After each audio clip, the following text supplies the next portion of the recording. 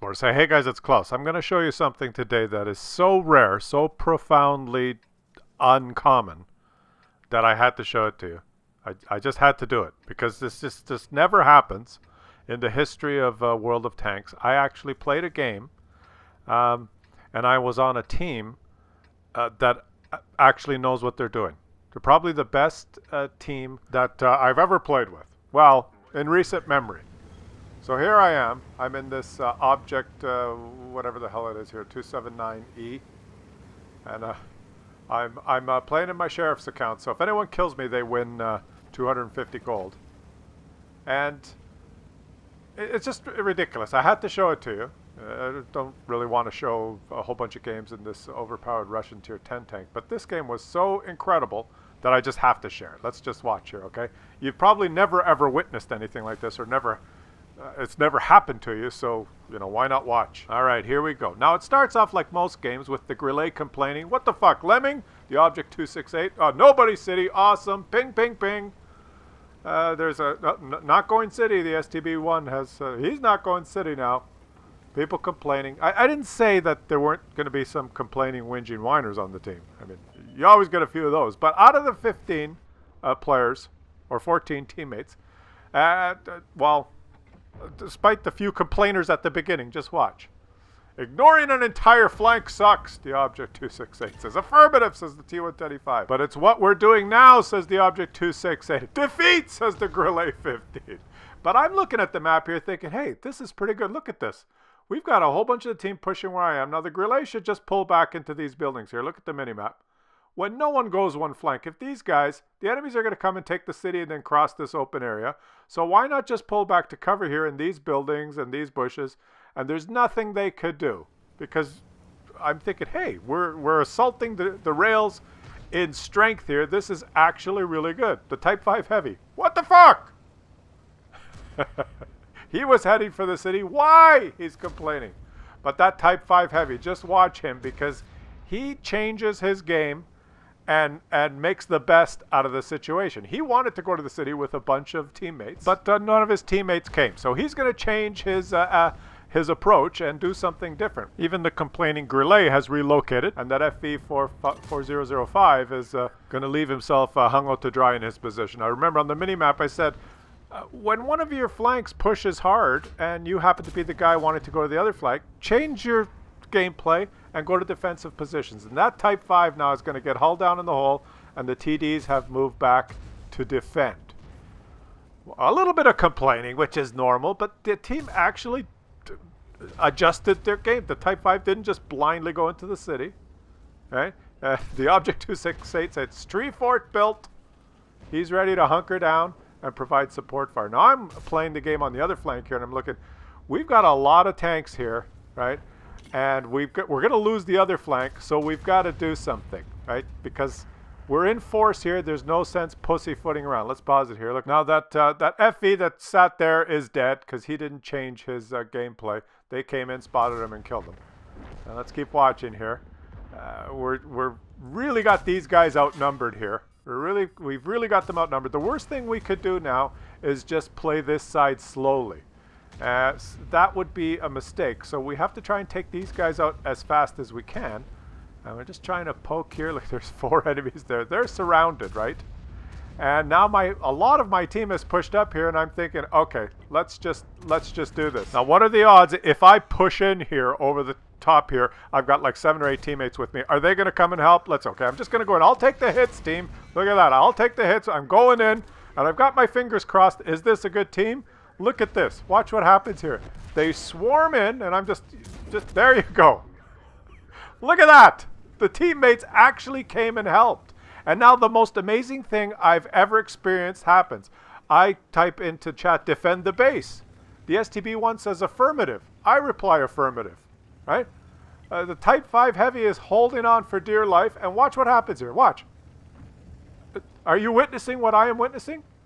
The whole team turns around and goes back to defend the base. Look at the minimap here. The Type 5 held all these guys that have pushed up here. He was in there, and he held them back. He was sitting in this little hole. Now their Type 5 and IS-7 are coming to our base, and our TDs are defending. Now, we have to get back before they get into these buildings. All right, if they kill our TDs back at the base now, start capping and get into those buildings, the same ones I pointed out earlier, then we would be screwed. But everybody's going back. And look at this. Read the chat now. This is incredible. The STB one says, Type 5, thank you for defending. He continues, people like you are always underrated. Figured I would give you a shout out, man. The Object 268 says affirmative. Right? The Type 5 says, I think they're going to cap us. But the whole team is coming back. When you win your flank, the best thing to do is go back. Because if we continue to push up into their few camping TDs and split up our forces, they probably would have killed our TDs, started capping, and we would have lost. But what is going on? The whole team is going back. It's absolutely incredible. Look at the mini-map. Look at the distribution of our team. And they're not just YOLOing in. They're taking the low ground. They're all faster than me. I'm pretty slow. And they're all moving through the low ground to actually defend the base. I can't believe it. I was so shocked. I couldn't believe it. I thought, well, I've got... Look at this. Look at the mini-map. They're creating a crescent of death surrounding pincer maneuver to like kill any unsuspecting enemies that have pushed in, like that IS-7. They won their flank. The enemies have won their flank, and they just continued pushing. Look what's going to happen to them now. Like that IS-7 that's pushing from their team. Not a hope in hell of him to... Look at the minimap. You see, these guys have won, and now they're pushing through open ground to our base. Look at the crescent of death that we've created to go back and defend our base. Have you ever seen anything like that? That's why when you win your flank, you don't just push across open ground to their base. So I've stopped and I'm pointed the other way because all my teammates are defending the base, and we haven't lost a lot of tanks. So what am I going to do? I'm going to say, all right, I'll push across this lake here and head to their base because our base is secure. And I'm thinking, I've never experienced this in the history of my gameplay in World of Tanks. So usually what happens after you win your flank, half your team pushes forward to their base and gets killed by the camping TDs. Half goes back, half stays there. The shouting, the raging, the blaming game starts in chat. The game completely disintegrates into chaos. And if you happen to have enough HP, you can try and carry and have a quote-unquote epic game.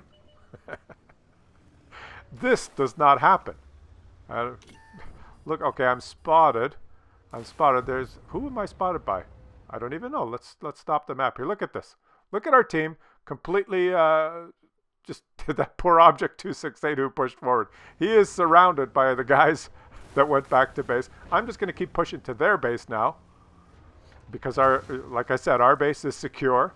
And I've got armor. And I don't really give a shit if I die. I'm not here to stat pad in this thing. I'm actually playing my sheriff account thinking, well, oh, if I died, the person would have won 250 gold. And that Death Star hit in that bush the whole game to get that shot. And he missed me. And he's been obliterated because look what's happened now. Look what's happened. I moved up to spot. Well, actually, there's a couple of us here. But look at the rest of our team back there. Look at my teammates. I've got about 10 teammates back there who just annihilated that Death Star. Now this Grillet, track him. What do you think's going to happen? Come on, team. Shoot. Shoot.